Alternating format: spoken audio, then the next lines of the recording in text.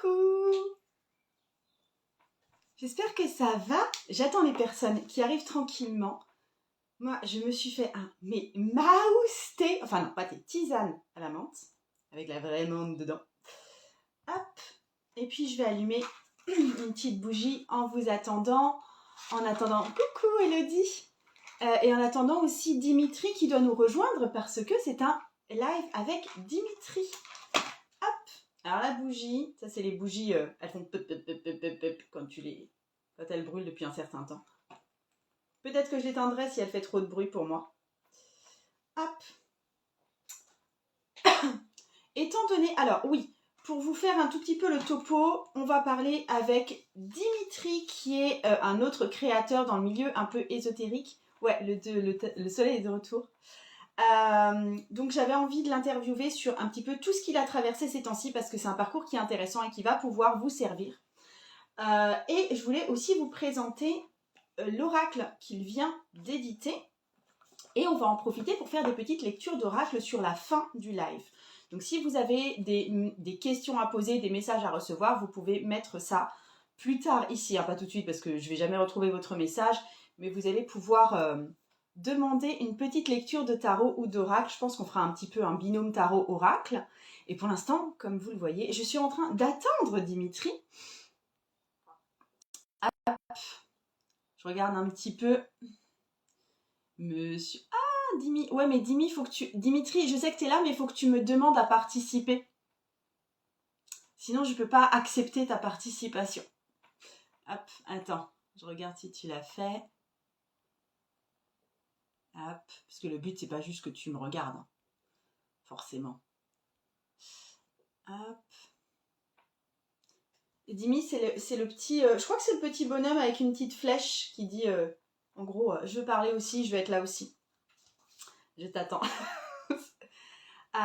Elodie, tu dis, ah génial, en recherche d'inspi pour une nouvelle collection et dans ma vie, pour le coup, c'est un peu la traversée du désert. Ouais, inspiration, où es-tu? Ouais, mais on va parler de traversée du désert. Dana, hello, je pourrais pas rester longtemps, malheureusement, ça sera rediffusé. Tous les lives que je fais sont rediffusés, à moins d'un problème technique, mais pour le coup, c'est pas dépendant de moi. Donc voilà. Mais en général, hein, quand vous regardez des gens qui font des lives sur Instagram, Instagram rediffuse automatiquement par la suite. Donc c'est pas...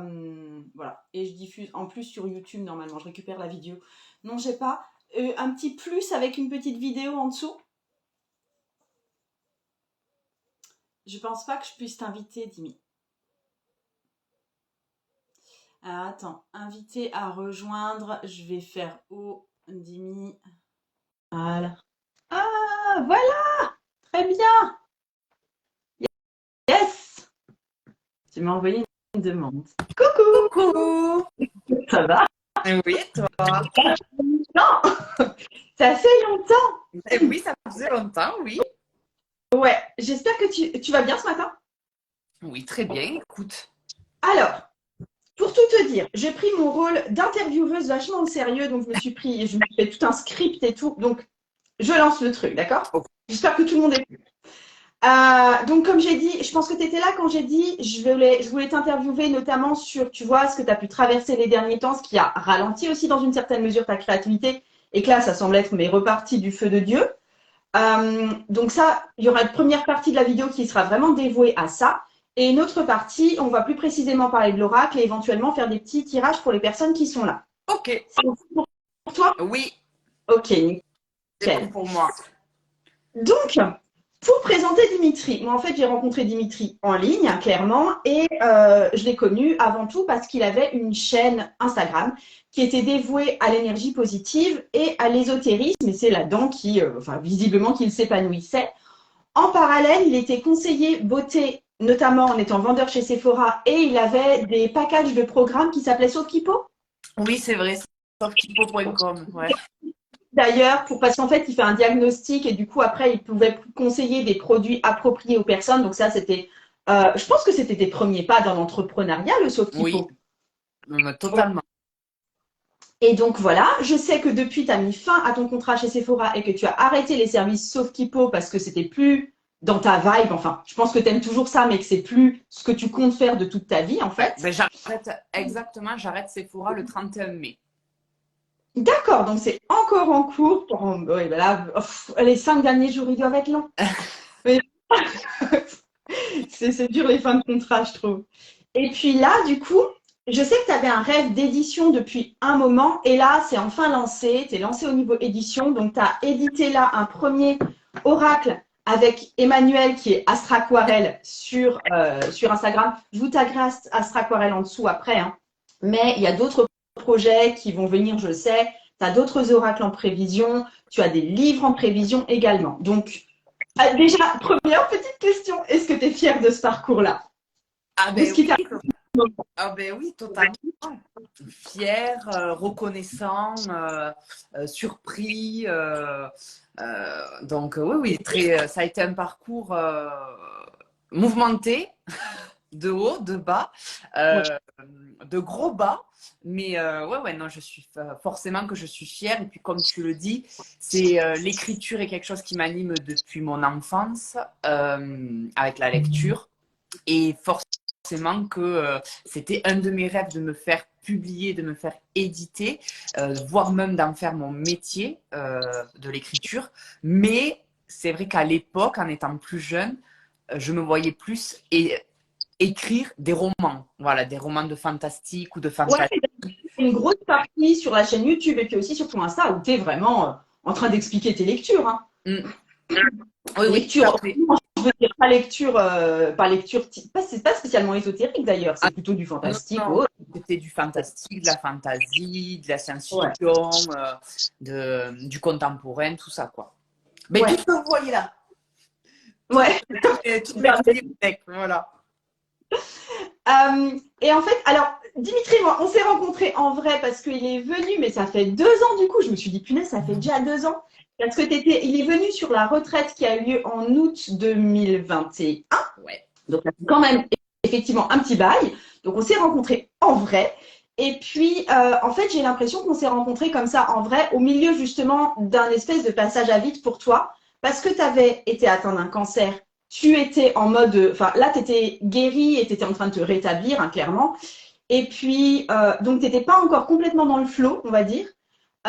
Tu étais aussi, on en avait parlé quand on s'était vu en vrai, tu avais des grosses difficultés au niveau de l'édition, Mm. parce que, en gros, ça bloquait à tous les étages, quoi.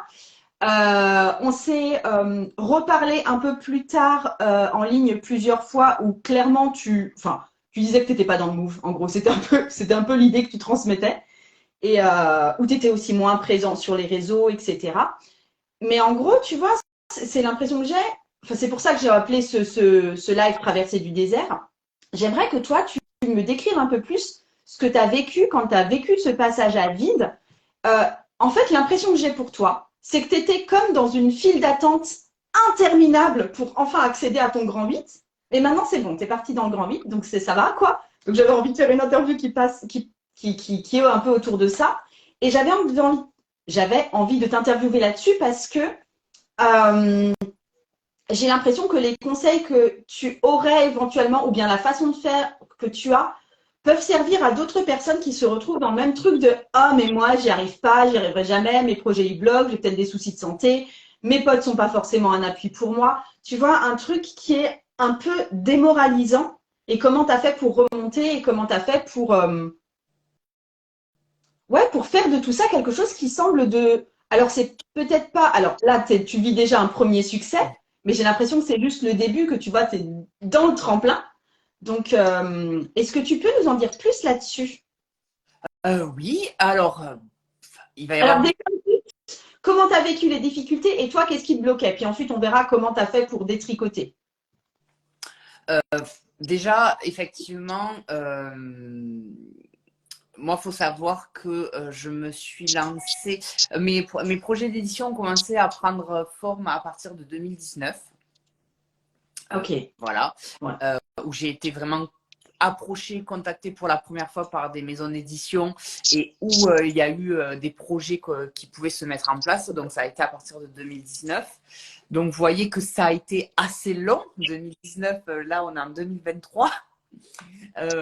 Pour que ça se concrétise.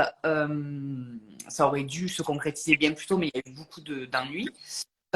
Et surtout, oui, effectivement, en 2020, déjà, il y a eu ma maladie. Il y a eu mon cancer. Mhm. Voilà, puisque j'ai été atteinte d'un cancer, donc pas d'inquiétude, on ne va pas faire pleurer, je suis guérie, je suis en rémission. Gratitude et reconnaissance, voilà, à la vie. Mais forcément que cette maladie, eh bien, a beaucoup affecté autant mon physique que mon côté psychologique, évidemment. Mhm.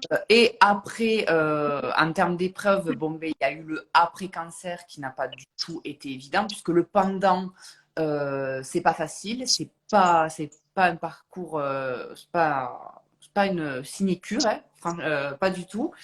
Mais c'est vrai que ce que moi j'ai vécu le plus mal, en fait, ça a été le après-cancer. Il faut savoir que c'est en général ce qui arrive très souvent, même si on en parle peu. C'est souvent le après que le pendant qui est difficile parce que retrouver une vie normale après une telle épreuve, eh bien, on est un peu perdu, on ne sait plus qui on est. En fait, comme tu le dis, c'est une renaissance. C'est-à-dire qu'après une maladie comme ça, on meurt plusieurs fois pour renaître. Sauf que là, on est en étant conscient. Et donc, eh bien, on est un peu perdu, on ne sait plus qui on est, ce que l'on veut, ce qu'on doit faire, qu'est-ce qu'on doit faire de cette seconde chance, de cette seconde vie. On a peur de se tromper, on a peur de plus se reconnaître, de ne plus reconnaître aussi le monde qui nous entoure, les personnes qui nous entourent. Il y a beaucoup de choses qui peuvent changer. Dans nos relations, dans notre façon de penser, dans notre façon de voir la vie. Donc c'est vrai que c'est tout un tas de bases à refaire, tout un tas de bases à se réapproprier. Donc psychologiquement et émotionnellement, c'est une phase qui est très difficile après cancer parce que aussi pendant la maladie, on est en mode guerrier. On a vraiment ce côté où on se met beaucoup de barrières, où on se met beaucoup de barrages pour pouvoir tenir, pour pouvoir être dans la survie. En fait, c'est l'instinct de survie. Donc, il y a quelque chose qui nous porte et où on est à fond. Sauf qu'à partir du moment où on vous dit que c'est fini, ben, tous ces barrages, toutes ces barrières, elles se brisent. Et là, ben, c'est le déluge, c'est le tsunami émotionnel et psychologique qui vous engloutit, voilà, qui ne vous a pas englouti pendant, mais qui vous engloutit du coup après. Et c'est vrai que ça a été très, très, très difficile pour moi. J'ai Surtout, l'impression que quand on a un cancer, ce qui est plus facile, hein, avec des gros, gros guillemets, c'est qu'on s'attend à ce que ce soit dur. Donc on est quelque part plus ou moins préparé. Notre entourage sait que ce sera dur, donc il est très soutenant en général. Enfin, il y a un truc de s'attendre à quand c'est dur et pas s'attendre quand c'est dur, tu vois. oui, et puis surtout, euh, dans le pendant, vous êtes très entouré. C'est-à-dire que quand vous êtes malade, vous êtes très entouré. Tout le monde fait attention à vous. Il y a, le corps médical est toujours très présent. Votre entourage, votre famille, vos amis sont très autour de vous. Donc ça crée quelque part une attention particulière pour votre personne. Donc il y a ce côté où vous êtes très coucouné, très enveloppé.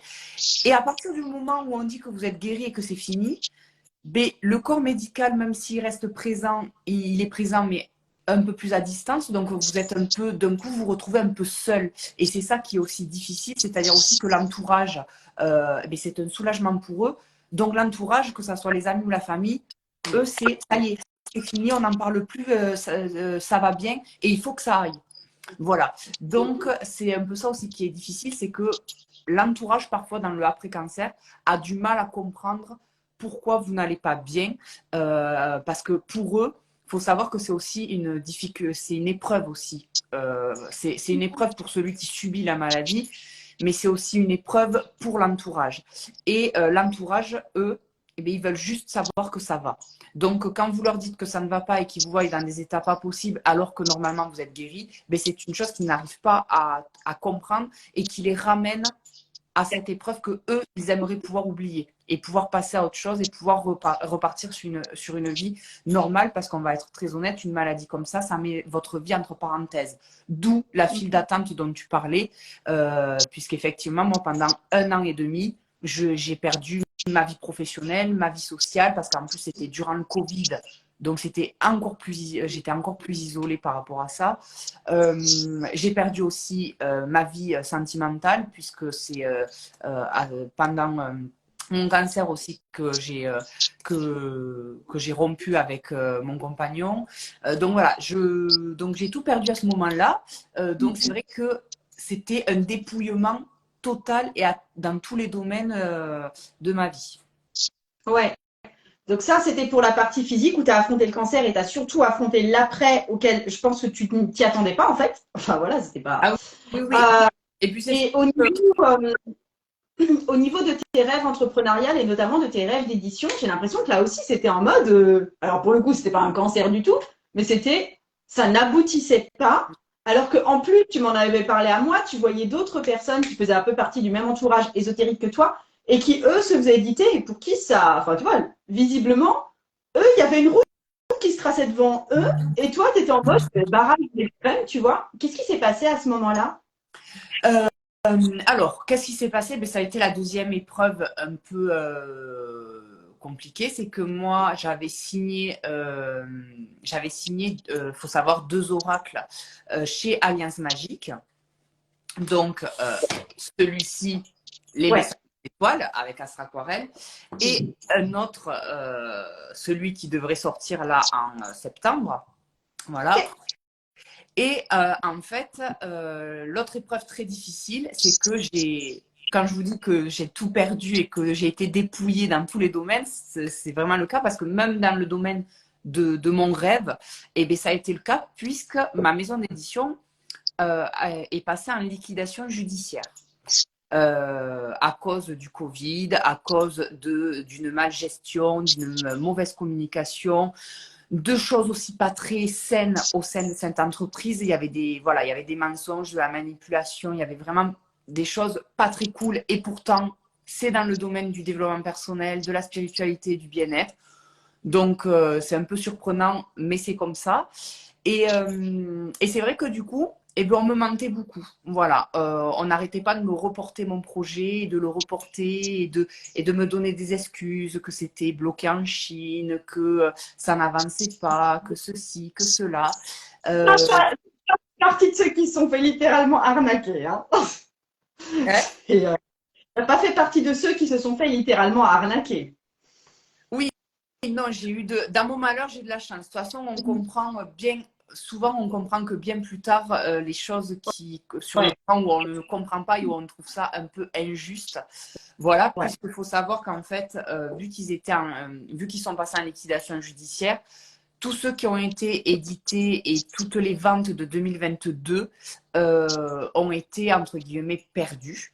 Voilà, pour les auteurs, en termes de financiers, tous les droits d'auteur n'ont pas été payés. Donc, c'est-à-dire que si mon oracle avait été sorti à ce moment-là, je n'aurais pas été payé. Voilà, mon premier oracle, Tu n'aurais pas eu de connexion. Ouais. voilà, ma première expérience éditoriale, je n'aurais pas été payée, j'aurais perdu un an de pépette. Hein. Parce que, sachez-le, les gens, oui, on est dans le domaine de la spiritualité et du bien-être, mais on est aussi incarné dans un monde de matière et de concret, et donc l'argent, c'est aussi important. Il n'y a pas que ça, mais il faut pas, on ne travaille pas travaille pas non plus pour quelque chose de gratuit. Hein. On le fait avec amour, c'est une passion, mais ça demande du temps, ça demande de l'énergie. Et puis, dans ce domaine-là, en plus, le domaine de l'édition, c'est une partie de nous qu'on vous offre. C'est vraiment quelque chose d'intime, c'est quelque chose qui vient du plus profond de nous. Surtout, moi, par exemple, avec l'oracle que, par exemple, j'ai écrit durant ma maladie, qui est hyper chargé, qui a été canalisé, qui est très fort en termes de vibration. Bon, ben voilà, ça peut faire mal au cœur quand ça se passe comme ça. Donc c'est vrai que ben, ça a été aussi une épreuve parce que j'ai vraiment cru que mon oracle ne verrait pas le jour, puisque la maison partait en liquidation judiciaire. Mais la chance qu'il y a eu, c'est que par derrière, ça a été racheté par le groupe Pictos, qui est un gros groupe et qui a permis en fait de maintenir les éditions Arcana Sacra, Améthyste, quoi. Ils ont racheté tout le groupe Alliance Magique et maintenant, ça fait complètement partie de leur groupe. Et par contre, l'entité Alliance Magique n'existe plus. Voilà. Ouais, ok. Et du coup, après, une fois que Alliance Magique a été avalée quelque part par Pictos, à ce moment-là, ton projet, j'ai l'impression que du coup, ça allait très très vite parce que mine de rien, le rachat, je sais pas si ça a été vraiment racheté, mais Le, il est super récent, tu vois. ouais. Et Le rachat, il s'est fait en janvier 2023. ouais, bah voilà, oui, ok, ouais, c'est encore plus récent que ce que je pensais. Voilà. Mais du coup, ça fait que l'édition derrière, terminer le projet, tous les agréments qu'il y a derrière et l'édition à proprement parler, donc l'impression et la distribution, mais c'est allé méga vite. Oui, oui, parce que donc moi, mon oracle est sorti là le 9 mai. Voilà. Ouais. Donc, les messages des étoiles, le 9 mai, il est sorti, que vous pouvez retrouver vraiment partout, hein, Amazon, Fnac, Cultura, les bonnes librairies, tout ça. Mais c'est le 9 mai. Mais après, moi, j'avais quelque part aussi un peu de chance. C'est que il était déjà imprimé. Parce que normalement, Ah, voilà, ok. il aurait dû sortir, en fait, il aurait dû sortir en juin 2022. Mais à Ouais. cause de la liquidation et du manque de financement, etc., et bien en fait, mon oracle était totalement imprimé, il était fini, mais il était bloqué en Chine par l'imprimeur parce que Alice Magique ne pouvait pas payer l'imprimeur. Ok. Voilà. Donc, dès qu'il y a D'accord. eu le rachat, Pictos a de suite débloqué les fonds pour pouvoir payer l'imprimeur et pouvoir faire revenir le jeu et du coup le faire sortir le plus rapidement possible. Ok. Ok, d'accord. Donc, ah oui. Ouais, c'était d'autant plus frustrant que le projet, il était, Ah selon oui, toi, acheté, quoi. ah mais moi Ok. voilà, moi c'était encore plus difficile pour moi parce que moi je savais que c'était fini, que c'était imprimé, j'avais les photos, j'avais toute la maquette, donc voilà, j'avais vraiment, j'étais à deux doigts, voilà, je sentais le basculement, mais ce n'était pas encore ce n'était pas encore possible, ce n'était pas encore le temps. Ouais. Et comment tu l'as vécu, ça? Est-ce que c'était juste rageant? Est-ce que c'était vraiment désespérant? Est-ce que... Ça a été, ouais, ça a été des moments où j'ai ressenti beaucoup effectivement d'injustice parce qu'effectivement il y avait le problème avec les réseaux, qu'on se protège ou pas, à un moment donné on a toujours ce petit côté de comparaison et, Bien sûr. et forcément que je voyais les autres.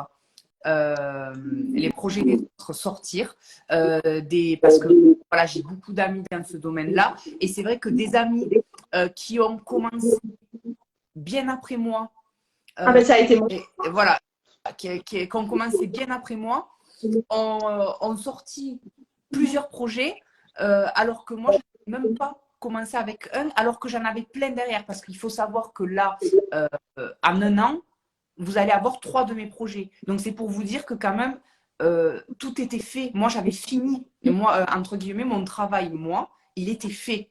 Voilà, puisque là, vous allez avoir, vous avez les messages des étoiles. En septembre, vous allez avoir mon oracle que j'ai écrit durant ma maladie. Et non, en septembre. Et en novembre, vous allez avoir mon livre. Et tout ça, je l'ai fini quand même depuis bien longtemps. Sauf que, eh bien, vu que avec ma maison d'édition, c'était bloqué, pas, eh bien, je ne pouvais rien sortir. C'est pour ça aussi que quand il y a eu la liquidation judiciaire, j'ai fait en sorte de récupérer mes droits d'auteur et de casser ma clause préférentielle que j'avais avec Alliance Magique pour pouvoir aller proposer mes projets ailleurs. Et là, ça a été aussi un moment un peu douloureux et difficile parce que malgré que j'ai beaucoup de contacts dans ce milieu-là, eh bien, j'ai eu beaucoup de refus et de non. Donc, ça m'a encore plus démotivée, ça m'a encore plus euh,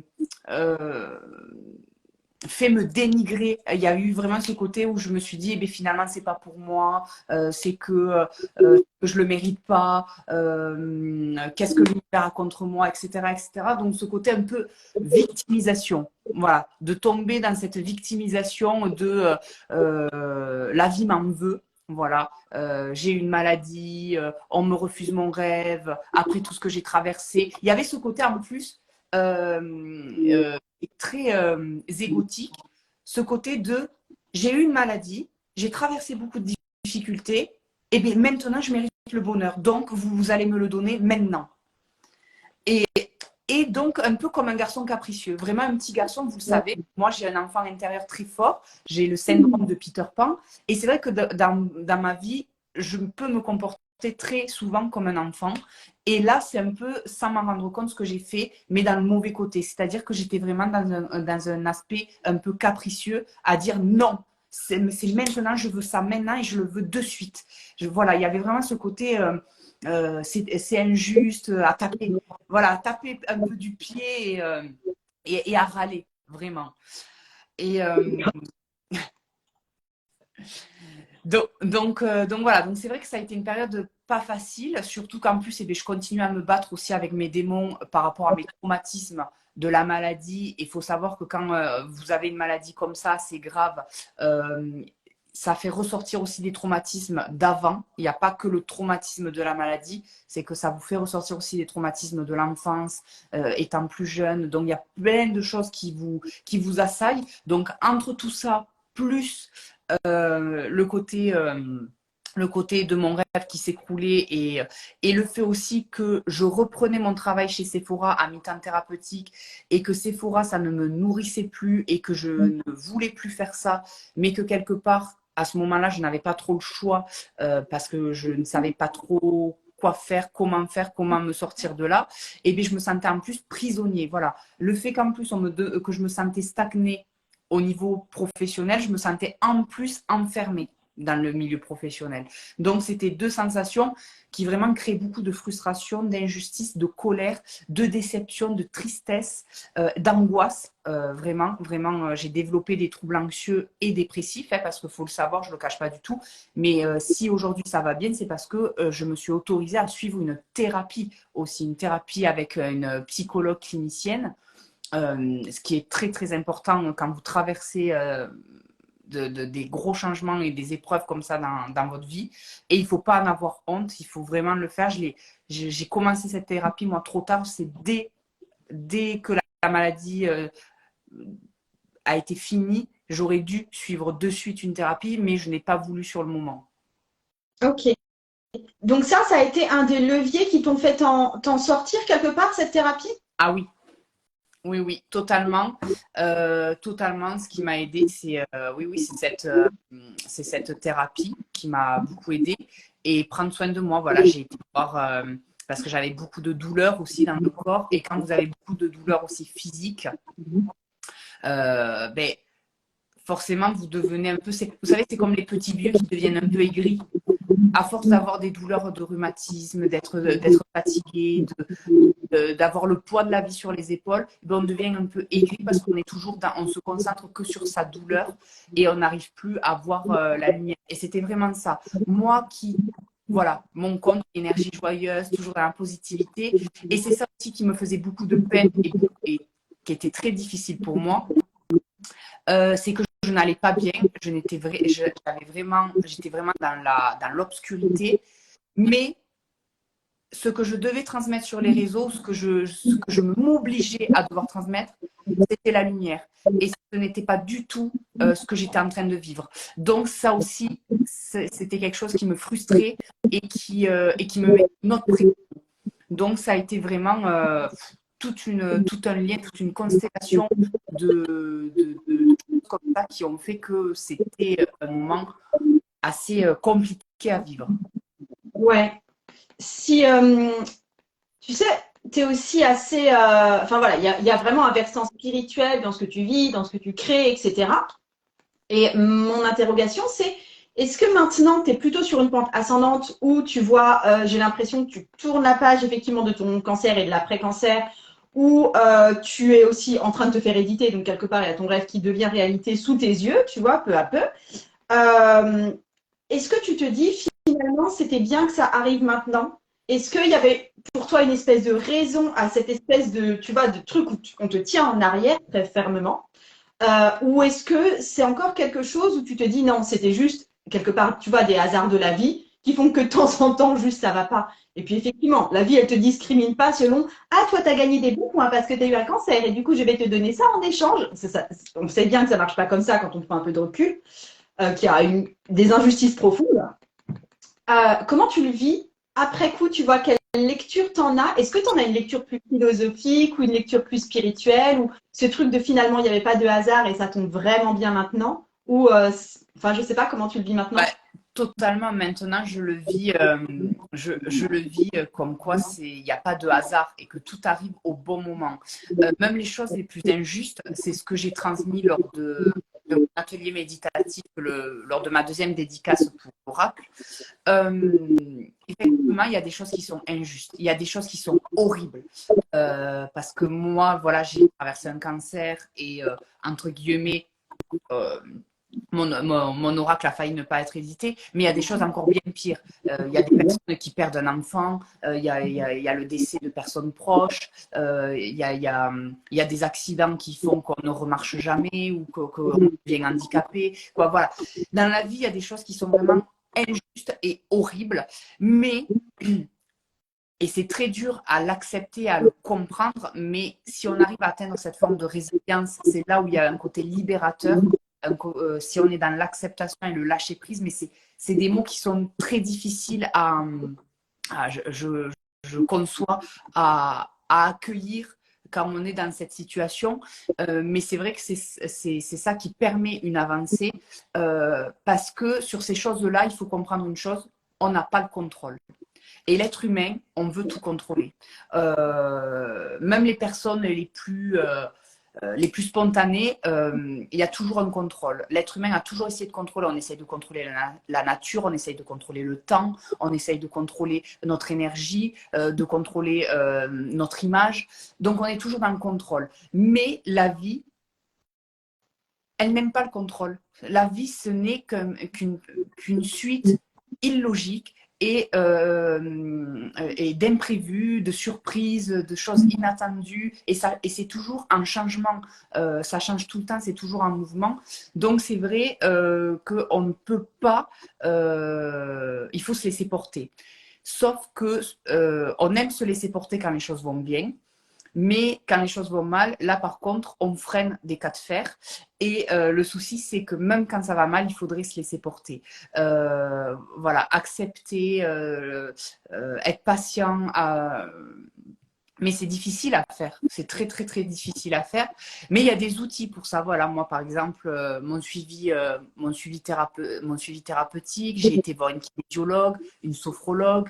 Je me suis formée aux fleurs de bac. Parce que voilà, c'est-à-dire que moi, si ça ne s'était pas passé comme ça, mais aujourd'hui, mais déjà, première chose, j'aurais perdu un an au niveau finance pour l'oracle. Donc, c'est-à-dire que la sortie de mon oracle n'aurait peut-être pas eu autant de succès parce que ça aurait été mal géré, que j'aurais perdu le côté financier déjà aussi, donc pour ça, que ça m'a permis de me former, et bien, de faire la formation de Margot au tarot, donc de développer encore plus mes compétences au niveau tarologique. Ça m'a donné envie de me former aux fleurs de bac pour rééquilibrer mes émotions.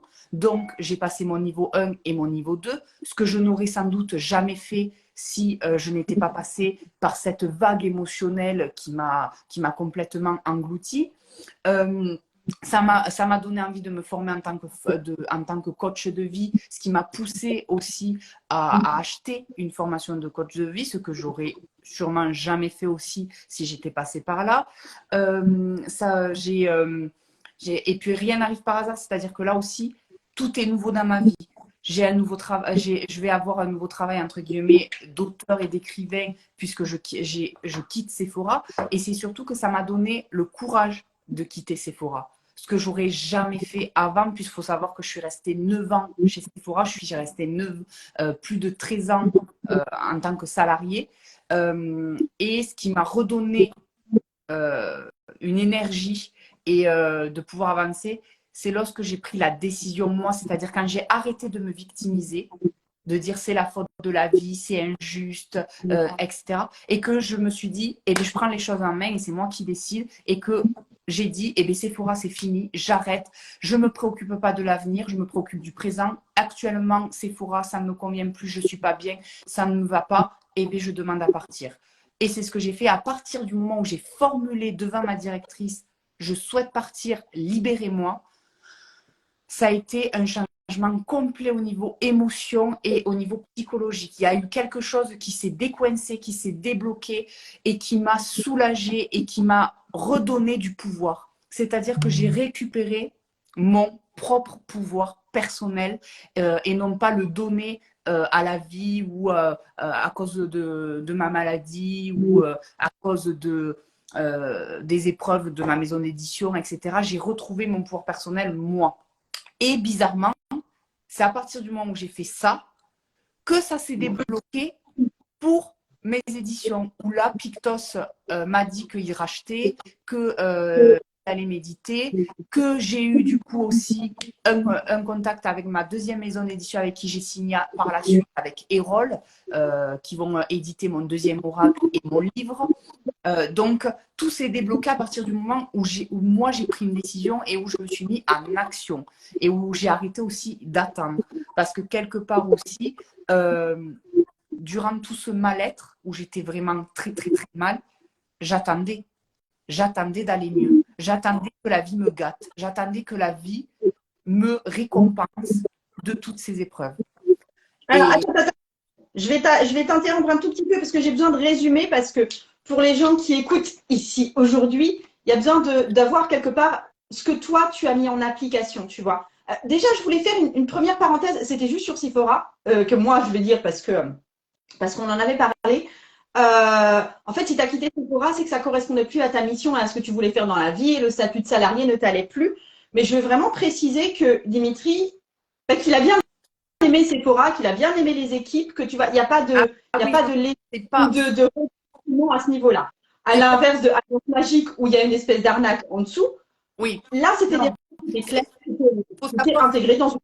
Voilà, il faut savoir que moi, le monde de la beauté, ça m'a toujours attiré. De toute façon, vous le savez, moi, mon essence profonde, ma mission de vie, c'est d'apporter du beau, d'apporter de la beauté dans ce monde, de protéger, d'accroître et de sublimer cette beauté que je vois partout et qui est pour moi omniprésente. Donc, c'est-à-dire que forcément que je me suis dit, et qu'en plus, vous le savez, j'adore la chromothérapie, je suis à fond sur les couleurs. Donc, c'est pour ça que naturellement, je me suis dirigée vers un métier maquilleur, conseiller maquilleur, pour apporter de la beauté chez les autres, pour faire ressortir la beauté chez les personnes, tout en utilisant les couleurs à travers le maquillage. Ouais. Je voulais juste préciser ça, que c'était pas un problème Voilà. avec Sephora, c'était ton métier. Voilà, c'est un changement de direction. C'est-à-dire que pendant des années, je me suis concentrée, j'ai travaillé et je me suis nourrie de la beauté extérieure. Et maintenant, je veux travailler et me nourrir de la beauté intérieure pour pouvoir avoir une vue d'ensemble et pouvoir travailler sur une beauté holistique des âmes et des personnes. Ouais. C'est comme ça que je l'avais aussi entendu. Et donc, toi, ce que tu as mis en place, on va dire, au moment où tu étais vraiment au fond du trou, et là, je vous le dis aussi à vous qui écoutez, parce que dans mon audience, il y a pas mal de personnes qui se sentent en stagnation et qui n'arrivent pas à passer au-delà de cette stagnation. Donc, déjà, tu avais mis en place un suivi psy parce que pour toi, il y avait beaucoup de choses. Il y avait troubles anxieux, il y avait dépression, il y avait effectivement récupéré après un cancer et puis quelque part le regret de ne pas t'y être mis plus tôt. Donc, ayez des recours extérieurs, thérapeutes cliniciens, enfin, psychologues cliniciens ou autres plus dans le bien-être, type sophrologie, etc. Ça marche. Et ensuite, comme je tiens à le préciser, ne pas renoncer, même si le premier ne fonctionne pas. Parce que moi, j'ai vu un psychiatre, j'ai vu une psychologue avec qui ce n'est pas du tout passé et que ça ne me convenait pas. Et donc, pendant un moment, eh bien, j'ai pas voulu essayer d'autres psychologues. Je me suis dit, je me suis braquée. Mais j'ai fait encore mon enfant capricieux. J'ai dit, eh bien non, ben, c'est pas pour moi, c'est nul, c'est naze. Alors que non, il vous faut trouver aussi il vous faut trouver en fait le domaine parce qu'on est tous sensibles à différentes choses. Donc, pour vous, ça sera peut-être de la psychologie, mais pour d'autres, ça sera peut-être de la sophrologie, pour d'autres, ça sera peut-être de l'hypnose, pour d'autres, ça sera peut-être des soins énergétiques. Voilà, il faut trouver votre truc et après, il faut trouver aussi la personne parce que vous pouvez trouver votre truc, mais là, c'est pas le psychologue en général qui est quelqu'un de mauvais, C'est juste, il y a des personnes qui marchent pas, qui sont pas le bon match avec vous. Et ça, c'est OK. Donc, tu as fait le suivi psy. Oui. Tu avais aussi tout le volet un peu formation et puis lecture et information en général. Tu vois, j'ai l'impression que tu allais piocher, tu vois. Donc, ça aussi, c'est ce que tu as mis en place quand tu étais vraiment dans le mal, on va dire. Ensuite, autre chose, quand vous commencez, peut-être que ça va un peu mieux et ça va vous aider aussi à remonter la pente, c'est le fait de voir le cadeau caché dans votre situation pourrie. Oui. C'est-à-dire, le cadeau caché, c'est punaise, si j'avais été édité maintenant, bah, genre, il serait parti avec la caisse, les gars, quoi. Donc, c'est quand même pas si mal que ça d'avoir attendu 1 an parce que, voilà. Alors, ça, c'est le cas de Dimitri. Mais pour vous aussi, il y a forcément un cadeau caché dans votre situation pourrie. Peut-être que vous ne le voyez pas tout de suite, mais vous puissiez le voir d'ici quelques temps. Ensuite, pour commencer à reprendre, enfin, pour commencer à accéder, tu vois, au petit portillon là devant le grand 8, là, arrêtez d'attendre. Oui. Tu sais, devant le petit portillon du grand 8 et que tout le monde veut te griller la place parce que toi, enfin voilà, et ben c'est à toi de te bouger le cul et à quelque part prendre ta place. Ça marche pas d'attendre parce que finalement, et ça c'est aussi des découvertes qu'on fait dès que ça va pas, personne vient nous sauver quand on n'est pas content. Oui, c'est ça. Personne. Quoi qu'il se passe, hein. Si vous n'avez pas fait les courses et qu'il n'y a plus de beurre, personne ne vient vous sauver. Si votre chiffre d'affaires descend, personne ne vient vous sauver. Si vous avez, après un cancer et que vous avez du mal à remonter la pente, personne ne vient vous sauver. Si votre jeu n'est pas édité, personne n'en a rien à cirer sauf vous. Enfin, voilà. Personne ne vient vous sauver si vous ne décidez pas que vous n'allez pas attendre, en fait. Et ensuite, autre chose, mais je pense que tu le dis, c'est toi qui a fait le mouvement. C'est un moment, arriver à reconnaître honnêtement ce dont on a besoin. Dans le cas de Dimitri, c'était par exemple arrêter d'être salarié parce que c'était vraiment plus ce dont il avait besoin. Vous, ce sera peut-être tout à fait autre chose. Donc, reconnaître et être honnête sur les besoins en arrêtant de se mettre des couches par-dessus de « Ah mais si, mais en fait, vu que j'ai un chien, je peux pas. » Ouais, c'est ça, ma cache. C'est comme moi, mes excuses, c'était oui, mais j'ai un loyer à payer, je sais pas ce que ce que je vais faire après, et puis mes éditions, c'est pas dit que ça marche, etc., etc. On se trouve toujours des excuses pour rester dans l'inconfort. Voilà. Parce que l'inconfort, malgré que ça soit douloureux ou mais pas très confortable, c'est quelque chose que l'on connaît. Et en fait, on aime bien rester dans ce que l'on connaît. Alors que l'inconnu nous fait plus peur que l'inconfort. Voilà. Donc, reconnaître vos besoins, reconnaître là où vous avez besoin de changer. Ensuite, voir quelle décision ça correspond. Parce que des fois, c'est juste, l'honnêteté, c'est, punaise, je suis plus très à l'aise avec, par exemple, ce boulot. La décision, est-ce que c'est de quitter le boulot? Est-ce que c'est d'avoir un mi-temps? Etc. Et ensuite, et c'est souvent super difficile, le dire ou le faire. Ouais. À la personne, pas à votre pote, ça sert à rien de le dire à votre meilleur pote. Le faire. Et en fait, en général, ce que raconte Dimitri, c'est que du coup, après, ça s'est débloqué pour lui, je pense, psychologiquement ou énergétiquement, mais que du coup, tout le monde entier autour de lui s'est mis à changer au même rythme. Et ça va vite, hein. Ça va méga vite. Donc ça te va, ça comme étape. Donc déjà, effectivement, le suivi psy, tout ce qui est formation, etc. Enfin, tu vois, il y a une recherche en plus. Ensuite, prendre le temps de voir le cadeau, arrêter de dire arrêter d'attendre, tout simplement, et prendre la décision qui correspond à notre mal-être, en fait, à la sortie de notre mal-être. C'est pas facile de prendre cette décision-là, j'avoue. Puis c'est surtout aussi, ce que je dirais, c'est de prendre un aspect holistique de votre personne. Parce que moi, vous voyez aussi, ce que j'ai fait, c'est que j'ai travaillé sur les 4 aspects de notre être, c'est-à-dire le corps, le cœur, l'âme et l'esprit. Avec mon suivi thérapeutique, avec mon suivi psychologique, j'ai travaillé sur l'esprit. Avec les fleurs de Bach, j'ai travaillé sur mon esprit émotionnel, donc sur le cœur. Le fait de ce que je voulais pas faire, mais que j'ai fait, je suis allée voir un podologue, un kiné. Donc là, j'ai travaillé sur mon corps. Et avec mes lectures de cartes, avec ma créativité, avec les livres de développement personnel, etc., j'ai travaillé sur mon âme. Voilà, je me suis nourrie de choses belles, de belles choses à travers ma créativité, me lancer là-dedans. Donc, j'ai travaillé vraiment sur les 4 aspects de mon être. Et ça, c'est important. Ne vous arrêtez pas que sur le côté de l'esprit ou que le corps, etc. Parce que le corps aussi, je me suis remis au sport, etc. Ça a été vraiment un truc global. Il y a Mel.Ange qui répond. Ma belle. Elle dit, je suis C'est fastoche dit comme ça. Oui, bien sûr. Alors, c'est pas fastoche dit comme ça, c'est fastoche parce que je le dis et que là, effectivement, je suis dans mon bureau, c'est sympathique.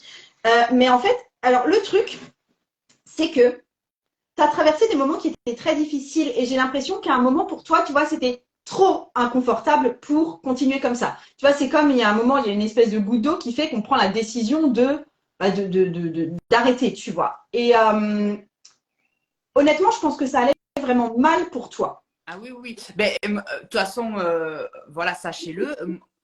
Ma question, parce que je me dis peut-être que les gens vont se dire, ah mais toi, tu as peut-être pris une décision ferme et définitive parce que tu allais très très très très très mal et que du coup, pour toi, c'est un peu plus facile. Je veux dire, quand on se sent vraiment menacé dans son intégrité, il y a des chances qu'on prenne des décisions qui sont plus fortes. D'accord? Comment est-ce que qu'est-ce que tu aurais à dire aux personnes qui qui vivent une stagnation ou un inconfort, mais tu vois qu'ils continuent quand même à vivre. Ils ne sont pas menacés profondément et du coup, comment prendre ces décisions fortes alors que l'inconfort n'est pas assez grand? C'est chaud. Ben, justement, euh, je leur dirais tout simplement, n'attendez pas d'être malade. C'est Fort. Ouais, ok. N'attendez pas d'être. Oui, c'est très très bien. Merci. Ça va, c'est voilà, parfait. n'attendez pas d'être malade, que ça soit dans n'importe malade psychologiquement, malade physiquement, malade émotionnellement, parce que même dans une relation amoureuse, parfois ça peut aller et puis petit à petit vous avez le cœur brisé. N'attendez pas d'être malade pour prendre une décision, pour oser. N'attendez pas d'être malade parce que ça paraît fastoche comme ça. Eh bien, je peux vous dire qu'avant que j'ai pris cette décision, même Margot pourra vous le dire parce qu'elle m'a vu lors quand on s'est vu, je n'allais pas bien et c'est vraiment pourquoi attendre de se détruire, de se faire du mal, d'être vraiment plus bas que terre pour pouvoir se relever. Alors parfois c'est parce que aussi on en a besoin. Je ne vais pas juger. Parfois, on a besoin d'en passer par là pour découvrir notre force aussi. On a besoin de découvrir notre force, de découvrir notre valeur, parce que du coup, on se rend compte de quoi on est capable et que jusqu'à présent, on n'arrivait pas à le voir. Donc, sur certains chemins de vie, c'est normal de devoir en passer par là, d'aller jusqu'au plus bas pour pouvoir se relever. Mais il y a quand même, je dirais, la moitié des décisions que l'on peut prendre bien avant. Et c'est juste qu'il faut oser, surtout que quand vous êtes dans un état où ça va plutôt, ben, je veux dire, c'est mieux, c'est quand vous êtes en pleine forme qu'il vaut mieux faire une randonnée que quand vous êtes crevé. Donc vraiment, n'attendez pas d'être malade. Il y a aussi la réponse de ouais, faut pas attendre non plus d'avoir 80 ans, je suis assez d'accord. Mais en fait, moi, ce que je fais, mais parce que je suis plus rentre dedans que toi, on va dire. Mais quand je vois une personne qui hésite à l'infini avant de prendre les décisions qu'il faut, et qu'elle cherche du secours auprès de moi, je l'envoie un peu balader. Je lui dis, écoute, là, il me semble que t'es pas assez mal pour prendre cette décision, donc reviens me voir dans 6 mois, 1 an. Je pense que tu iras beaucoup plus mal. Et du coup, on va pouvoir se bouger, quoi. Donc, j'en mal. Mais comme tu dis, ça revient au même que de dire, ouais, n'attendez pas de tomber malade, effectivement. Mais ça, c'est un bon. Ouais, attends pas de tomber malade. Attends pas le coup de trop de la part de quelqu'un qui est maltraitant. Enfin. C'est ça. Yes. Ah, il y a Astra Correct qui nous a rejoint. Oui. On va faire la transition. Transition. Je vous le montre vite fait, mais vous, franchement, si vous êtes sur. Parce qu'il faut quand même savoir que si cet oracle a vu le jour, c'est quand même aussi un peu grâce à Margot. Parce qu'il faut savoir que Astra Aquarelle, je l'ai rencontré grâce à Margot. C'est Margot qui nous a mis en relation. Oui. Parce que, en fait, Dimitri, il aime beaucoup travailler avec les couleurs. Enfin, voilà, c'est d'ailleurs le nom un peu de ton compte, quoi. Et voilà, c'est très, très énergie des couleurs, on va dire. Et là, du coup, c'est vraiment l'oracle qui correspond à cette volonté-là. Et Emmanuelle de Astra Aquarelle, elle aime bien bosser avec les couleurs aussi, vu qu'elle est aquarelliste. Donc, ça tombe un peu bien quand même. Je suis étonnée, hein, c'est des couleurs vraiment très, très franches pour de l'aquarelle. Tout n'est pas de l'aquarelle. Hein. Ah, c'est si. pas possible. Ça, c'est de l'aquarelle? Oui, tout est à l'aquarelle. Ça, Il y a Après, juste, oui. il y a juste sur certaines, là où il y a les silhouettes et tout, et ben après, c'est du feutre noir. Mais après, tout le reste, c'est de l'aquarelle. Elle a tout fait à l'aquarelle parce que moi, j'ai vraiment un coup de cœur pour l'aquarelle et je ne veux travailler qu'avec l'aquarelle. Donc, tous mes oracles et mes illustratrices, même le prochain qui sort en septembre, c'est de l'aquarelle. Ah, ok, ok, Mais ok. parfois, il peut y avoir un peu de stylo et de feutre, de crayon. Mais sinon, c'est que de l'aquarelle, ouais. Ah, mais Astra Aquarelle, Emmanuelle, elle fait un travail sublime en aquarelle. Ok, ok, c'est parfait, parfait, parfait. Une question, moi, c'est une question de processus. Et du coup, est-ce que tu avais envie de nous dire quelque chose sur le processus créatif du jeu? Enfin, je veux dire, par exemple, comment est-ce que vous avez collaboré tous les deux? Ou Ah, ben oui, alors, faut savoir, bon, ben, déjà, faut savoir que cet oracle, les messages des étoiles, comme je l'ai dit, ça provient de vous, mes amours, ça provient de vous, puisqu'en fait, ça a été quelque part, celui-ci, ça a été une demande de mes abonnés, puisqu'il contient mes messages lumière que je vous partageais très régulièrement sur Instagram. Et ces messages lumière vous plaisaient tellement que vous avez été nombreux à me demander est-ce que j'allais les publier, est-ce que je pouvais les regrouper, est-ce que je pouvais faire en sorte que vous les retrouviez tous quelque part. Et donc je me suis dit, ben allez, je vais en faire un oracle. Voilà. Voilà comment les messages des étoiles est né. Et c'est Astra Aquarelle, que j'ai demandé de faire les illustrations. Et donc, avec Astra Aquarelle, on a passé des heures et des heures au téléphone, en visio, parce que Astra Aquarelle est marseillaise, elle est de Marseille. Donc, on ne s'est jamais vu encore. Mais j'espère remédier à ça très vite. Et on a tout fait à distance. Et c'est vrai que ça a été une très, très belle aventure puisqu'on a mis pour le créer, entre ma création, moi, au niveau écriture et construction, et au niveau du dessin, on a mis, oui, un an et demi à le faire. oui, parce qu'il y a beaucoup en fait. Oui, il y a 65 cartes, oui. Ouais, c'est un jeu très. Ouais, il est gros, c'est assez gros. Oui. Euh, Qu'est-ce que je voulais dire? Donc, ouais, je pense que enfin, j'ai été, honnêtement, quand moi j'ai essayé de l'utiliser en tirage de tarot, j'ai été assez désarçonnée parce qu'effectivement, c'est un oracle qui, pour moi, hein, est plus tourné message et que du coup, quand c'est fait pour répondre à une question très concrète ou une partie de la question, du style, par exemple, une question de conseil de qu'est-ce que je dois faire demain pour pouvoir me réconcilier avec Bidule, ça peut être flou. C'est plus des cartes d'inspiration et de conseils du jour, par exemple, ou d'énergie du jour, ou de ce qu'on a besoin d'entendre vis-à-vis de telle situation. Ça va être plus fluide comme ça. Si vous utilisez le tarot, et je sais que vous êtes nombreux ici forcément, ça s'utilise peut-être mieux avec un tarot, en fait, en complémentarité, parce que ça va créer, quelque part, c'est comme si vous avez une carte de Dimitri qui allait poser l'ambiance et la carte de tarot qui allait répondre au sein de cette ambiance. Donc je trouve que ça marche mieux comme ça. Voilà. Je te laisse réagir. Oui, alors, moi je l'ai voulu 2 en 1. C'est-à-dire qu'effectivement, comme dit Margot, en tout premier lieu, c'est un oracle à message direct. C'est-à-dire que pour chaque carte, vous avez un de mes messages lumière qui est associé pour avoir une énergie du jour, une réflexion, un mantra, une petite pensée positive, comme ça, pour vous accompagner, soit pour la journée ou pour la semaine ou pour le mois ou lors de votre tirage de tarot, justement, etc. Mais il est aussi divinatoire. C'est pour ça que sur chaque carte, vous avez un mot-clé précis et dans le livret, vous avez d'autres mots-clés qui l'accompagnent parce qu'il peut avoir cet aspect très divinatoire, très intuitif.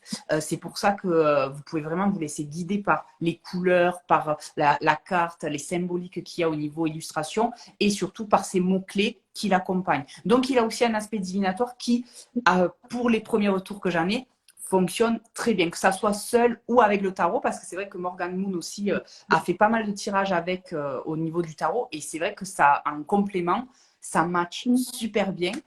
Mais seul, vous pouvez aussi, en divination, ça marche très très bien. Ok. Est-ce que tu avais autre chose à en dire ou bien on ouvre là pendant, j'irais, allez, un quart d'heure, les questions et puis on répond aux questions. Toi, avec l'oracle et moi en complément peut-être avec le tarot. Oui, on peut, parce qu'après, bon, j'ai fait 36 000 vidéos dessus, il y a plein de personnes qui en parlent. D'ailleurs, je vous remercie vraiment pour votre gentillesse, pour votre bienveillance, pour l'accueil que vous lui avez fait. Vraiment, merci du fond du cœur. Donc, j'ai pas d'autre chose à dire parce qu'il y a plein de choses. Voilà, c'est un oracle en tout cas qui est particulier. C'est ce que tu devais dire. Voilà. Ah, inscrivez-vous nos questions si vous voulez que Dimitri et moi, on vous tire une petite carte. Je pense qu'on a le temps pour, je sais pas, 4, 5, 6 questions. On arrête le live vers environ 10h15, si ça te va. Oui, oui, oui. On va attendre le booking. Ok. Juste après, voilà, Yes. c'est un oracle aussi, chose importante, qui réveille vraiment votre enfant intérieur. En termes de, avec la chromothérapie qu'on a infusée à l'intérieur, et puis avec ce système de pulse, voilà, qui est un peu, parce qu'il y a certaines cartes que vous pouvez coller comme ça, et ça crée des tableaux encore plus grands. Donc des messages aussi encore plus importants, encore plus forts. Voilà. Yes. Ah, c'est top. Ouais. Et après, vous avez des mini-jeux aussi dans l'oracle. Par exemple, si vous prenez la famille astrale, parce que vous avez des familles, et si vous prenez ces familles-là, eh bien, vous pouvez faire des tirages précis et particuliers et spécifiques que vous pouvez associer à des tirages généraux. Dimitri, je vais t'interrompre, sinon on n'aura pas le temps de répondre aux questions des gens. Il y a Samy Medium qui demande « Hello, comment va évoluer le professionnel ?» Alors, attends, est-ce que je le vois, moi? Il est où? Dans les commentaires, c'est, je ne sais pas si tu le vois, parce qu'à côté, tu sais, il y a une petite bulle avec un petit point d'interrogation. C'est Samy Medium. Je ne sais pas si c'est un homme ou une femme. Et donc, ouais, comment ça va évoluer le professionnel? Est-ce que tu peux lui donner ton message à toi? Pendant ce temps, je remue mes cartes de tarot, là. Alors, donc, comment va évoluer sa vie professionnelle, c'est ça? Ouais. Et son prénom, c'est quoi? Samy Medium.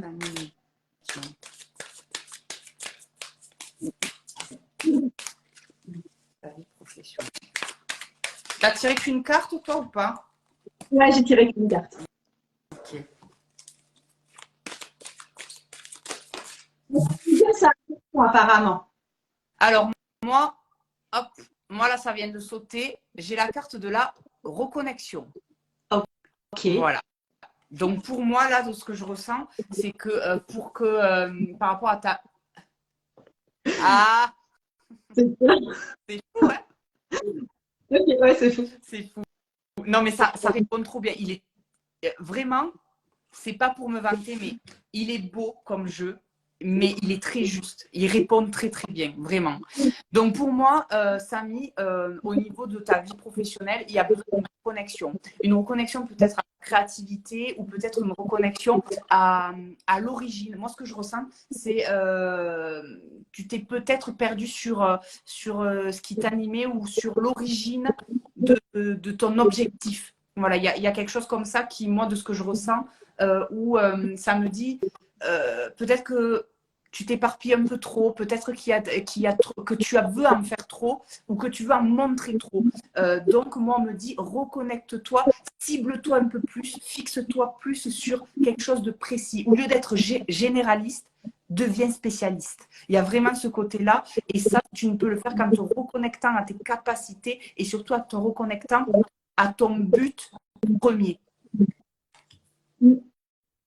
Non, mais j'avais ce même sentiment avec la Lune, de sentiment de s'être un petit peu perdu, d'être un peu déçu parce que ça marche pas comme dans les livres, tu vois. Et ouais, non, mais c'est ok. Et de repartir sur de l'intuition pure, en fait. Ok, ça correspond. C'est ok. J'ai rien d'autre à rajouter, en fait. Attends, il y avait une autre. Il y a le monde de Val qui Oui. demande coucou, un message pour moi côté professionnel. Ouais. Monde de Val. Ok. Pour le monde de Val, un message pour sa vie professionnelle. Alors, Okay. moi, ça y est, ça a sauté. Tu veux, tu montres, je montre. Alors, allez, toi, Val, j'ai la carte de la détermination. Ok.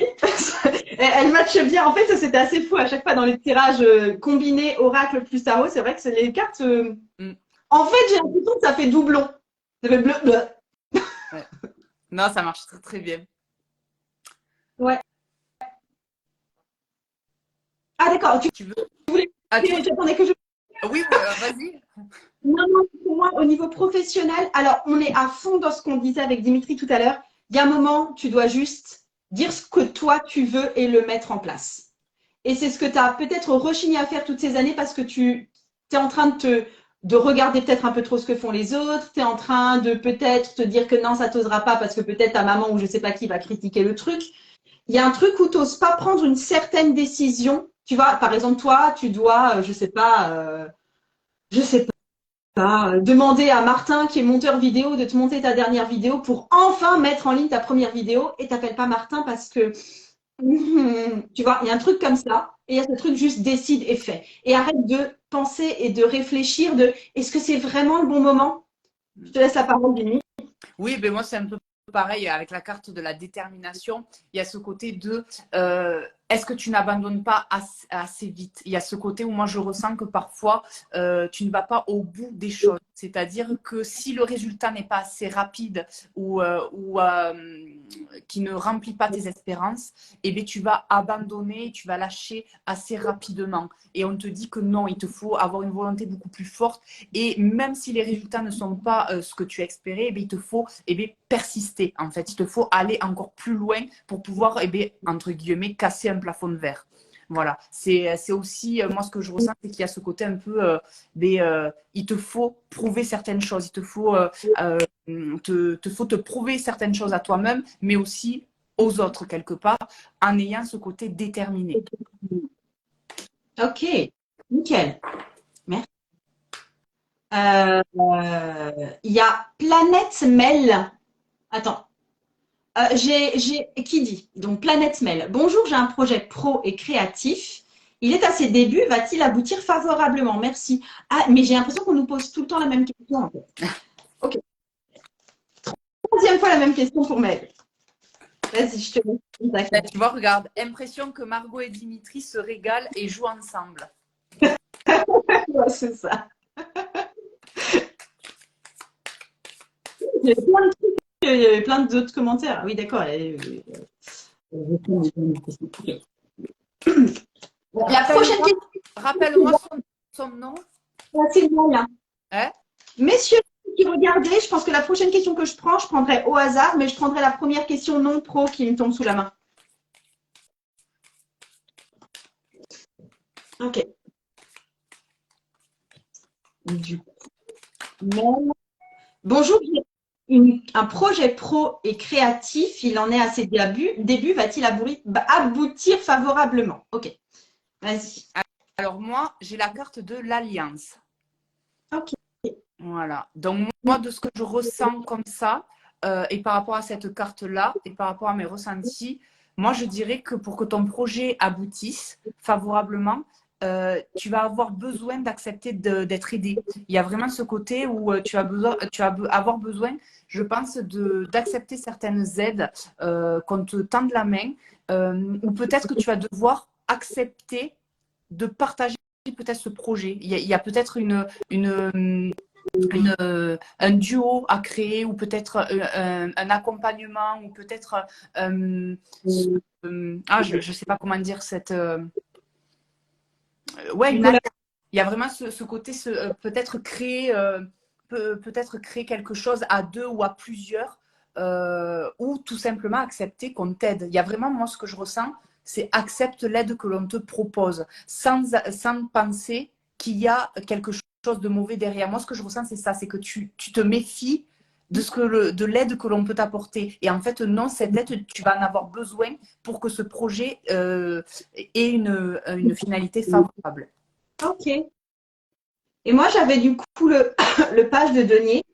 Et alors, pour le coup, c'est un message qui est différent, mais qui est super complémentaire. Parce que je te voyais, pour moi, le projet, il est bien lancé. Ça, tu vois, il y a quelque chose qui va se dégager.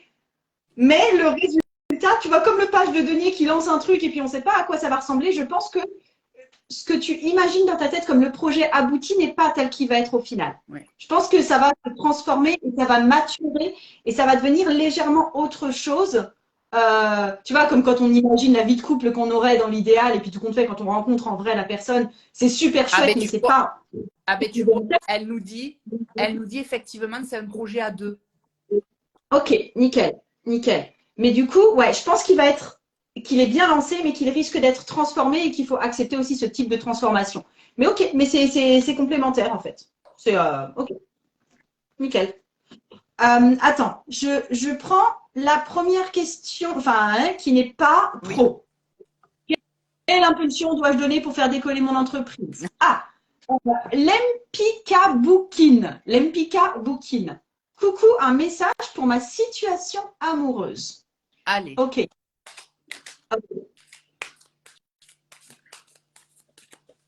Ok.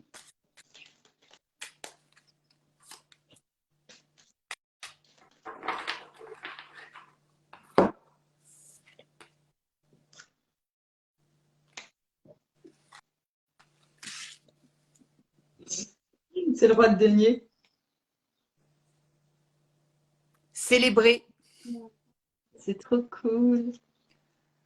Ouais, je trouve que ça se rejoint sur la générosité en Ouais. fait. Moi, pour moi, de ce que je ressens, c'est qu'il y a, pour ta vie sentimentale, en tout cas, je ne sais pas si tu es en couple ou célibataire, mais en tout cas, pour moi, il y a quelque chose à célébrer, il y a quelque chose à fêter.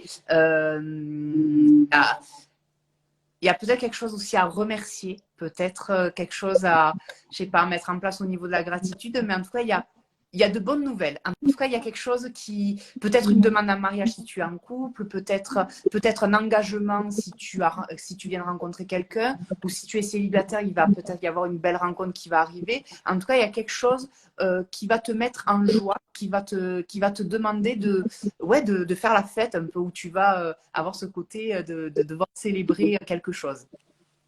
Ouais. Et de mon côté, j'avais. Alors, c'est ça, pareil, ça se rejoint, mais c'est légèrement différent, mais enfin, tu vois, c'est complémentaire. J'avais plus quelque chose comme va falloir que tu acceptes que quelqu'un puisse être généreux avec toi. Mm. Si quelqu'un te fait un compliment, si quelqu'un te fait des cadeaux, si quelqu'un te fait une proposition, et on ne te veut pas de mal, hein, et accepte le truc, accepte le cadeau, accepte qu'on puisse vraiment faire partie de ta vie à toi. Et il y a ce truc de euh, alors ça, c'est un trait de mon audience. La plupart des femmes que je rencontre ici et dans le champ amoureux sont des personnes qui aiment beaucoup donner et qui sont des donneuses et que ça fait d'elles des personnes, des anges au ciel. Là, il y a un moment, tu as le droit de recevoir toi aussi qu'on contribue à ta vie, qu'on achète les crèmes au chocolat que tu as dans ton frigo. C'est OK. D'accord? C'est OK. Oui, Même si tu n'es pas totalement dépendant, c'est peut-être pas tellement grave en fait. Hein. mais tu as vu, c'était l'aspect aussi que je disais de dire merci. Ouais. Accepte de dire merci et d'être dans la gratitude, en fait. Yes. Ah oui, du coup, elle a répondu, oh là là, merci, ça me parle beaucoup. Vos deux messages sont très justes. Dis-nous si tu es en couple ou pas, du coup, ça, je suis curieuse. Et puis moi, en attendant, alors, il y a Ingrid Belle de Cœur qui dit coucou, je veux bien un message qui vient. Elle veut juste un message. Ah, ben là, moi, ce que je pourrais faire, c'est te lire le message lumière. Oui, lumière, et puis moi, je vais juste compléter. Ça roule. Hop, Ah oui, parce que oui, ce que j'ai pas dit, c'est qu'il y a le livret avec et avec chacune des cartes, non seulement la carte porte un mot, d'accord? Ici, par exemple, on a nostalgie. Euh, il y a un message lumière avec dans le livret, voilà, qui correspond souvent à une petite phrase courte. Alors attends, t'as besoin d'un message et attends, je reprends juste ton nom. Ingrid Belle de Cœur, ça marche. alors moi, la carte que j'ai tirée pour toi, c'est la carte de la réussite. C'est dingue, j'ai le 10 de denier. Ah, mais je vous ai dit, je m'envoie des fleurs, mais je vous jure que cet oracle, c'est de la bombe, tant visuellement qu'au niveau de la justesse. Donc, j'ai la carte de la réussite pour toi. Donc, écoute, accueille, accepte, voilà. Et le petit message lumière que je vais te lire, puisque tu voulais juste un petit message, ça te dit, la terre est notre mère, le ciel notre père, connecte-toi à l'univers. Donc là, pour la réussite, c'est-à-dire que vraiment, la loi de l'attraction, vraiment vibre très fort ce que tu désires, ce que tu souhaites, crois-y, mets-y tout l'espoir que tu as dans ton cœur et la réussite sera là. Ok. Attends, excuse-moi, je suis en train de faire des merdouilles avec mon truc là. Mais c'est en fait, pour le coup, le 10 de denier est en général une carte de richesse et de réussite. J'ai plus tendance à axer sur le matériel ou sur le familial parce que c'est un 10 de denier. Mais sinon, bah tout pareil, hein, c'est bon. Roule. Roule, rien à rajouter. C'était juste sympa de voir à quel point ça correspondait. Mais t'as vu comment c'est fou qu'à chaque fois ça colle super bien. C'est chouette. Écoute, je te propose une dernière question. Et après, j'ai une dernière question pour l'oracle lui-même à te poser, qui est venu tout à l'heure. C'est Nix. Si jamais il y a le temps, je veux bien savoir l'évolution de mes finances dans les semaines à venir. Merci. Ah, ça, c'est ma petite Laurie. Voilà. Ok. Non, mais toi, tu me demandes la question qui tue juste après la déclaration d'impôt.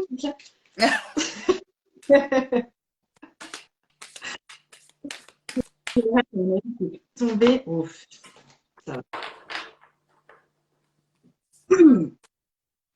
Alors, attends. Il y avait. Attends, je te reviens.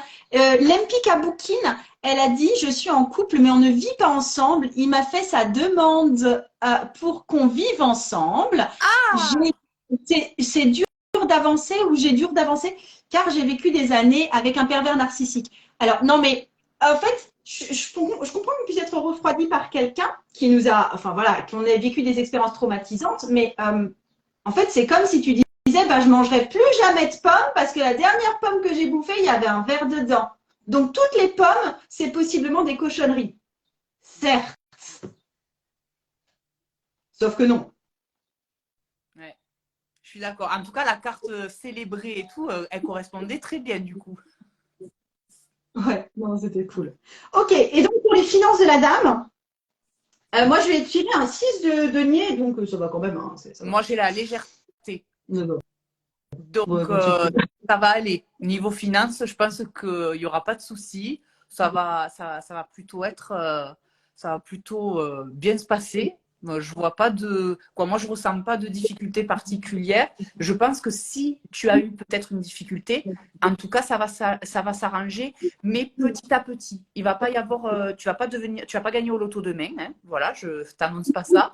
Mais il y a un côté où ça va se remettre en place tout doucement, tout en légèreté. Ça va être fluide. ouais. Ouais. Ouais. J'ai l'impression aussi que c'est peut-être lié au travail, que tu vois que tu as des trucs qui sont en lien avec le travail. Tu vois, pour le coup, quand Dimitri disait que voilà, il tapait du pied parce que voilà, il a eu un cancer et il aimerait bien être récompensé enfin et ça, c'est pas juste. Mais j'ai l'impression que toi, c'est un petit peu ce cas-là, mais ça va se passer. Du style, tu as beaucoup travaillé, tu as l'impression que ça n'a pas donné des fruits, mais j'ai l'impression que tu récoltes quand même des fruits. Donc, voilà. Non, Pastel Gaïa, bien sûr, le traumatisme est quand même pas le même que croquer un verre dans la pomme. Je suis d'accord, évidemment. C'était une.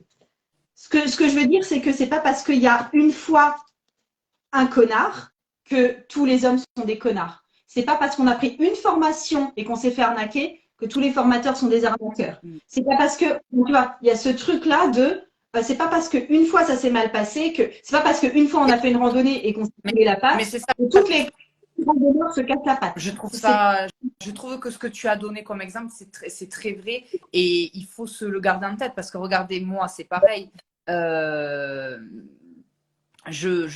Ma maison d'édition, ça s'est mal passé et ça a été, entre guillemets, de l'arnaque. Ben, si je vais dans ce sens-là, j'aurais pas signé avec l'autre maison d'édition parce que trop peur que ça soit des connards aussi. Nix qui nous dit: mince, j'ai joué à l'euro-million, 10 000 lol. Ouais, bah, ouais, on n'a pas prévu ça. Et oui, Margot, ça me parle par rapport au boulot. Ok, bah nickel. Et c'était justement, je crois, Pascal Gaïa qui a demandé, mais je trouvais la question intéressante. C'était la dernière question que je voulais poser. Pourquoi c'est une baleine que vous avez choisie comme emblème du tarot? Pardon, de l'oracle. Alors, c'est vrai que ça, on me le demande beaucoup parce que c'est vrai que ce jeu, vous l'aurez compris, c'est un jeu céleste. Toutes les cartes toutes les illustrations sont en lien avec le ciel. C'est que des choses pour vous faire lever la tête. Donc des avions, des étoiles, l'univers, un acrobate, une montgolfière, les branches d'un arbre. Donc c'est que des trucs pour faire lever la tête. Donc c'est vrai que c'est que des choses célestes. Et la baleine, on me dit, eh bien, c'est vrai qu'elle est très jolie et tout ça, mais effectivement, c'est le seul élément de tout le jeu qui est aquatique et qui n'a rien à voir avec l'air, le ciel, etc. Mais pourquoi? Parce qu'en fait, pour moi, c'est la baleine cosmique. C'est pour ça qu'elle est entre l'eau et le cosmos. C'est cette baleine qui nous apporte en fait cette sagesse, cette connaissance de l'univers et du voile. Voilà. Et c'est surtout que aussi, c'était important d'apporter, parce qu'on est avec ce jeu, vous allez voir, vous allez être très dans le là-haut.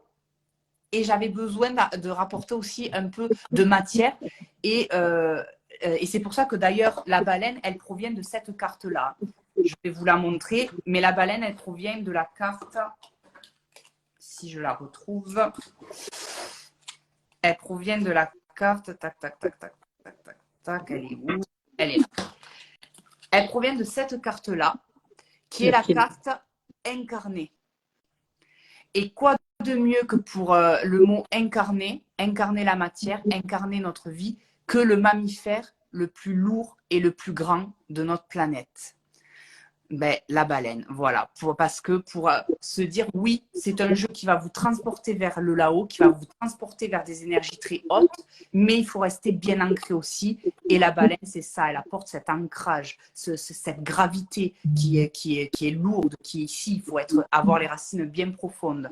Et puis, c'est surtout que l'océan aussi, dans lequel elle évolue, pour moi, c'est un reflet du cosmos. L'océan est un reflet du cosmos et c'est d'ailleurs pour ça que la carte, ça ressemble un peu au ciel et en même temps au coraux. Voilà, on a fait un mélange des deux. D'accord. Ok, ça marche. Je te remercie. On va s'arrêter là. Je vais te libérer. Merci beaucoup. J'espère que vous avez fait des belles découvertes aujourd'hui. Et puis à une prochaine. Et puis on se voit en octobre de toute façon. Oui. Et voilà. On se voit en octobre. Et puis, écoute, en tout cas, merci pour cette invitation. Merci à vous tous. Je vous fais de gros bisous et merci pour les messages des étoiles. Salut. Bisous. Ciao. Ciao.